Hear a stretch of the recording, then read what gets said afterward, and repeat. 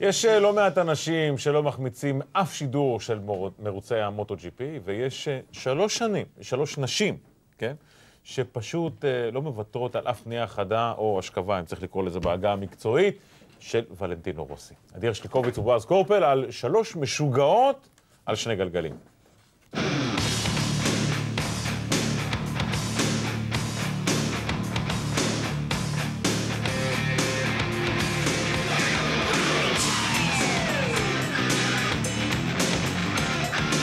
לפני שבועיים יצא לדרך עונה חדשה ולוהטת של המוטו-GP.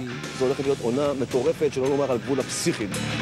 אנחנו מדברים על הטופ, על הדבר היקר ביותר, היפה ביותר, הסקסי ביותר. זו הייתה הזדמנות טובה לכנס 3 אופנועניות קשוחות משלנו על מסלול הדרכה בנחשונים.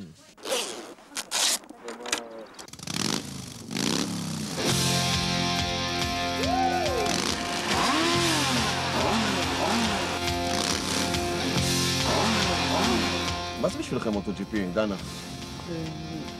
התמכרות. כל מה שקשור למוטו-GP מבחינתי זה להזיל ריר. כל הזמן אני עוקבת אחרי כל האתרים של המוטו-GP. החלום שלי כל החליפה. זה פעם אחת לרכב כמו הרוכב הכי גרוע במרוץ. אני רואה את המרוץ ואני יוצאת מהמרוץ ואני עולה על האופנוע ואני עכשיו מרגישה במוטו-GP. בסבב המרוצים הבנות היחידות על המסלול הם האמברלה גרלס. נערות השמשייה שמשמשות גם כפרסומת וגם כדי לעשות קצת צל לאופנוענים המיוזעים. אצל דנה, אפרת ושירלי הרכיבה היא לא סתם פוזה,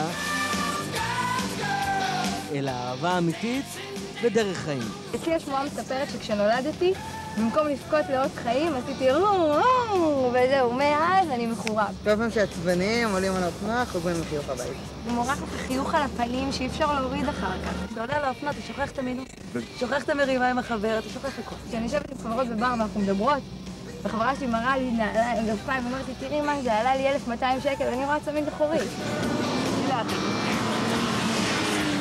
היה מישהו שפעם באחד הרמזורים אמר לי, הוא נעצר לידי, אמר לי, תראי, או שאת נותנת לי את הטלפון שלך, או שאני אכנס בך ותהיי חייבת לתת לי את הטלפון שלך.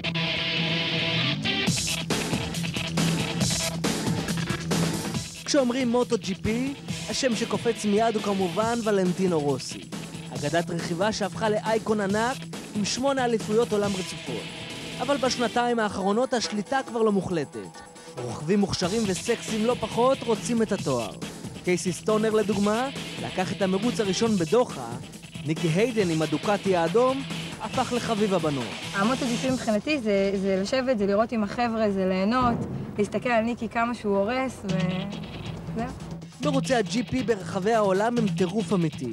למעלה מ-300 מיליון צופים מכורים. ההפקה והצילום של האירוע הם בקנה מידה חסר תקדים.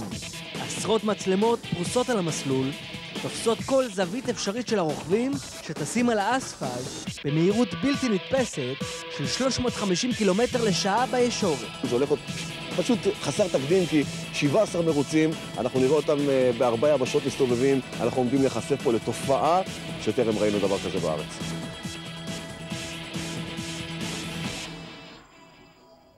עונג צרוף. יס. נחזור לקמפ נו? נחזור. למאבק על האליפות בספרד. ברצלונה מארחת עכשיו את סביליה.